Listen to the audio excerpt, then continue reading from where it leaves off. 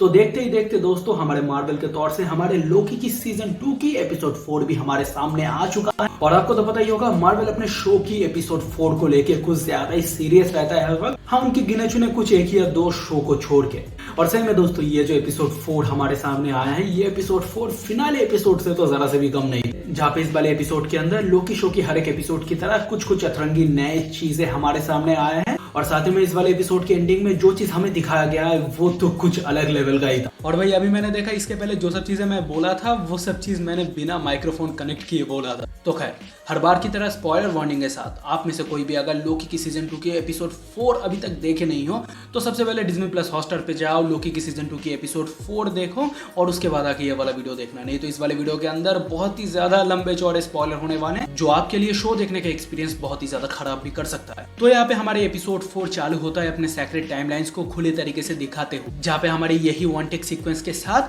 ह्यू remains जिस वाले जगह पे मरा था उस वाले जगह की भी एक शॉट दिखाया जाता है। और आप अगर एपिसोड 3 देखे होंगे तो एपिसोड 3 के अंदर एक शॉट आखिर में आपको तो याद ही होगा जहाँ पे सिल्वी रामोना रेंसलेयर को ह्यू रिमेंस जहाँ पे मरा था उस वाले जगह पे उसे भेज देता है। और यहाँ पे हमें एंडिंग में यह भी सुनाया गया था मिस मिनट रामोना के बारे में कुछ ऐसा चीज जानता है जो खुद रामोना भी नहीं जानता, और साथ में वो विक्टर टाइमली के बारे में भी कुछ ऐसा चीज जानता है जो विक्टर टाइमली खुद नहीं जानते। तो एक्चुअली वही सेम जगह से हमारे एपिसोड 4 की कहानी चालू होता है। अब एपिसोड 3 के अंदर हमें यह भी दिखाया गया था सिल्वी विक्टर टाइमली के ऊपर दया दिखाता है, मतलब उसे मारता नहीं है, उसे मोबियस एंड लोकी के हवाले कर देता है और वो दोनों उसे टीवीए के अंदर ले आते ताकि विक्टर टाइमली टेम्पररी रूम को ठीक कर सके। बट यहाँ पे आगे जाके हमें एक काफी ज्यादा हैरान कर देने वाली चीज देखने के लिए मिल जाता है, जहाँ पे विक्टर टाइमली जब ऑरोबोरस यानी कि ओबी के साथ मिलता है फर्स्ट टाइम, तब इन दोनों का जो first reaction first time conversation जो निकल के आता है ना वो काफी ज्यादा ही खूबसूरत लगता है, जहाँ पे एक वक्त के लिए आप खुद शॉक हो जाते हो। और मैं कहना चाहूंगा यार एक तरफ हमारे क्यू को और दूसरी तरफ जॉनथन मेजर से, यार क्या ही एक्टिंग किया ये दोनों ने।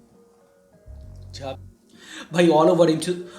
ओवर एमसीयू के अंदर जॉनथन मेजर्स ने जिस तरीके से अपने कैंग का हो या ह्यू रिमेंस का हो या विक्टर टाइमली ही का हो, इन सभी का रोल जितने अच्छी तरीके से निभाया ना, मैं ये कहना चाहूंगा यार चाहे लाख बुराई हो बंदे में, चाहे वो बंदी को असॉल्ट ही क्यों ना करे, बट भाई उसकी एक्टिंग को लेकर जरा सा भी कोई सवाल नहीं उठा सकता। भाई मैं ऑनेस्टली कहता हूँ उसकी जगह पे कोई और एक कैंग आ गया ना, मैं शायद ही उसके साथ कनेक्ट हो पाऊंगा। तो खैर मेन हमारे टॉपिक पे वापस आते हैं और यहाँ पे टीवीए की जो गाइड बुक है उससे रिलेटेड भी काफी ज्यादा एक इंपॉर्टेंट चीज हमें पता चलता है, जहाँ पे हमें ये तो शुरू में ही दिखा दिया गया था टीवीए की जो गाइड बुक है वो लिखने वाला और कोई नहीं, वो ऑरोबोरस यानी कि ओबी है। और ओबी की गाइड बुक को देख के ही विक्टर टाइमली ने सीखा था हर एक चीज को। अब हमें यहाँ पे ओबी के कैरेक्टर के तौर से कुछ अलग चीजें भी पता चलता है, जहाँ पे ओबी के कैरेक्टर खुल के हमारे सामने ये शेयर करता है कि ओबी ने ये जो टीवीए का गाइड बुक लिखा था वो एक मशहूर साइंटिस्ट विक्टर टाइमली की क्रिएशन को मद्देनजर रखते हुए लिखा था, क्योंकि ओबी विक्टर टाइमली को कहता है कि मैं आपका काफी बड़ा फैन हूँ और दूसरी तरफ विक्टर टाइमली ओबी को कहता है कि मैं आपका काफी बड़ा फैन हूँ, जहाँ पे हमें यह भी पता चलता है हमारे ओबी भी विक्टर टाइमली का एक काफी बड़ा फैन है और दूसरी तरफ विक्टर टाइमली हमारे ओबी का काफी बड़ा फैन है। दोनों के पास जो टीवीए की गाइड बुक था उन दोनों गाइड बुक्स के अंदर वो लोग एक दूसरे का सिग्नेचर दे देते हैं, जहाँ पे थोड़ा सा मैं अगर ऑफ टॉपिक जाके बात करूँ ये वो नोलन की ग्रैंडपा थियरी वाली टॉपिक हो जाता है। और अगर किसी को ग्रैंडपा थियरी के बारे में नहीं पता है तो आप लोग गूगल भी कर सकते हो, नहीं तो मैं अगर बताने बैठूंगा इस वाले वीडियो के अंदर तो वीडियो काफी ज्यादा लंबा हो जाएगा।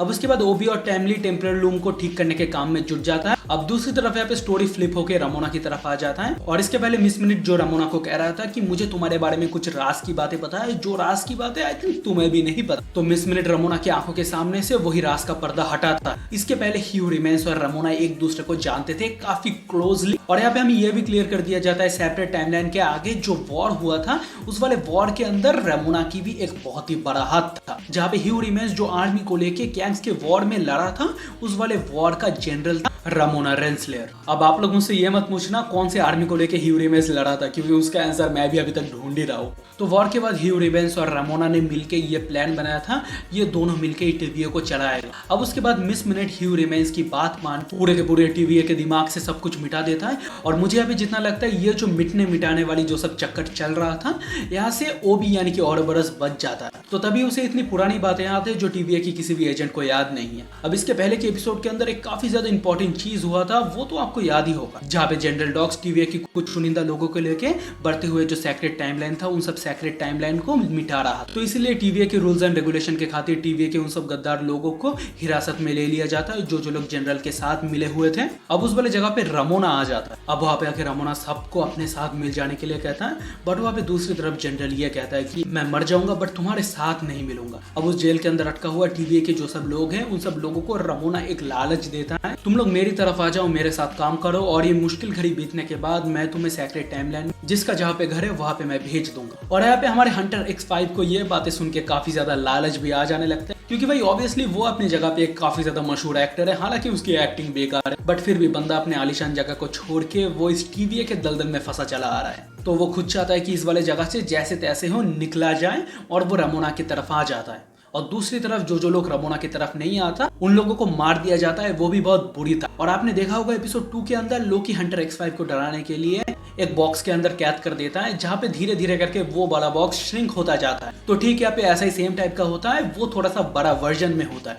जहाँ पे सारे के सारे लोग एक बॉक्स के अंदर कैद है और बॉक्स धीरे धीरे श्रिंक होता जा रहा है। और ऐसे ही श्रिंक होते होते बॉक्स के अंदर की जो सब लोग थे वो सब लोग मर जाते हैं। अब इसके बाद भाई जो सब पेचीदा चीजें हमारे सामने होता है और टीवी के अंदर जो सब भसर मच रहा होता है ना, वो शायद मैं आपको बता के समझा नहीं पाऊँ, क्योंकि इसके बाद टीवी के अंदर जो सब उटपटांग चीजें होता है, जहाँ पे कैरेक्टर्स की कॉमिक टाइमिंग साथ ही साथ कैरेक्टर की सीरियसनेस को इकट्ठा करके हमारे सामने दिखाया जाता है। लोग पागल हो रहा है कि टेम्परल रूप जब फट जाएगा टीवी का नामो निशान मिट जाएगा, और टीवी का अगर नामो निशान मिट जाता है इतने सारे लोगों की जान जो करोड़ों करोड़ों में फैला हुआ है वो सब पलक झपकते ही खत्म हो जाएंगी। अब आखिर में जब बात आता है टेम्परल लूप के गैजेट को फिक्स करके टेम्परल लूप की जो ऑर्बिट है उस वाले जगह पे जाके लगाने का, तो यहाँ पे ये जोखिम विक्टर टाइमली अपने ऊपर उठाने का जिम्मा लेता है कि लोकी सूट पहन के बाहर जा ही रहा होता है। इसके पहले विक्टर टाइमली लोकी को ये कहता है ये चीज मैं खुद करना चाहूंगा, जहाँ पे बाहर चीजें इतना ज्यादा बद से बदतर हो चुका था, बाहर की रेडिएशन काफी ज्यादा बुरा हो चुका था। जहाँ पे एपिसोड 1 के अंदर हम ये देख रहे थे मोवियस का जो सूट है वो धीरे धीरे करके श्रिंक हो रहा था या जल रहा था ऊपर से, बट इन्हीं कुछ वक्त में बाहर रेडिएशन इतना ज्यादा बढ़ चुका था कि वो एक आम इंसान या एक गॉड के लिए भी काफी ज्यादा खतरनाक हो सकता था। अब जब विक्टर टाइमली सूट पहन के उस रेडिएशन वाले जगह पे कदम ही रखते हैं तब पलक झपकते ही उनका चाउमीन बन जाता है। जिस तरीके से मल्टीवर्स ऑफ द मैडनेस के अंदर हमारी मॉमी दूसरे यूनिवर्स में जाके गेम बजा के आया था रीटीचर्ड का, तो यहाँ पे वैसा ही सेम सिनारियो हमें विक्टर टाइमली के साथ देखने के लिए मिला, जहाँ पे मैं ऑनेस्टली कहूँ सिल्वी जिस बंदे के ऊपर दया दिखा के जिसको छोड़ दिया, और शुरू से लोकी और मोवियस जिस बंदे को बचाने में ही तुला हुआ था, और वो वाला बंदा ऐसे सिचुएशन में जाके अचानक ही मर जाता है, जहाँ पे बढ़ती हुई टेम्परल लूप की आंखें झिझकती हुई रोशनी के साथ ये वाला एपिसोड खत्म होता है। और भाई शुरू में ही मैं जो बात बोल के ये वाला वीडियो चालू किया था वही सेम चीज मैं बोलना चाहूंगा। मार्वल अपनी हर एक शो की एपिसोड 4 के अंदर कुछ अलग कुछ अतरंगी चीज करता है, और मार्वल की ये जो शोज है वो उसके लिए एक्स्ट्रा तरीके से जाना जाता है। तो वैसा ही सेम शॉकिंग चीज हमें यहाँ पे दिखा दिया गया, और मैं कहना चाहूंगा ये शॉकिंग चीज कोई ग्रैंड फिनाले से कम नहीं था। और ओवरऑल मैं लोकी की सीजन 2 की एपिसोड 1 से लेके एपिसोड 4 तक की बात करूं तो ऑब्वियसली एपिसोड 1 मुझे काफी ज्यादा अच्छा लगा था, और उसके बाद एपिसोड 2 उससे भी ज्यादा अच्छा लगा था। एपिसोड 3 मैंने आपको जैसा कहा था वो भी मुझे काफी ज्यादा अच्छा लगा था, और ये एपिसोड 4 यार एकदम ऊपर। अब भाई लिटरली लोकी की सीजन 2 की एपिसोड 5 और 6 से मेरा एक्सपेक्टेशन काफी ज्यादा बढ़ चुका है। तो लोकी की सीजन 2 की एपिसोड 4 को आप अगर देखे होंगे तो आपके क्या ओपिनियन है, आप नीचे मुझे कमेंट सेक्शन में अपना ओपिनियन जरूर शेयर करना। मैं आपकी अतरंगी ओपिनियन सुनने के लिए काफी ज्यादा ही एक्साइटेड हूँ। और इसी के साथ ये वाला वीडियो देख के आपको जरा से भी अच्छा लगा है तो नीचे जो लाल कलर का सब्सक्राइब बटन है उसे प्लीज जरूर दबाना। ये वाला साल खत्म होने के पहले 500 सब्सक्राइबर कर देना यार भाइयों। और इसी के साथ वीडियो कुछ ज्यादा ही अच्छा लग गया तो लाइक भी कर देना यार। लाइक करने में और सब्सक्राइब करने में कंजूसी कैसा, पैसे थोड़ी ना लग रहे तुम्हारे। और इसी के साथ लियो मूवी के अंदर लोकेश कनगराज ने कुछ माइनर मिस्टेक्स किए थे, और उन सब मिस्टेक्स को लेके भी मैंने एक वीडियो के अंदर बात किया है। वो वाला वीडियो आपने अभी तक नहीं देखा होगा तो वीडियो आपको यहाँ पे शो हो जाएगा, आप जाके देख लेना। और इसी के साथ देखते रहिए मैन वर्सेस टॉक, मिलते हैं एक नए वीडियो पे। Bye bye.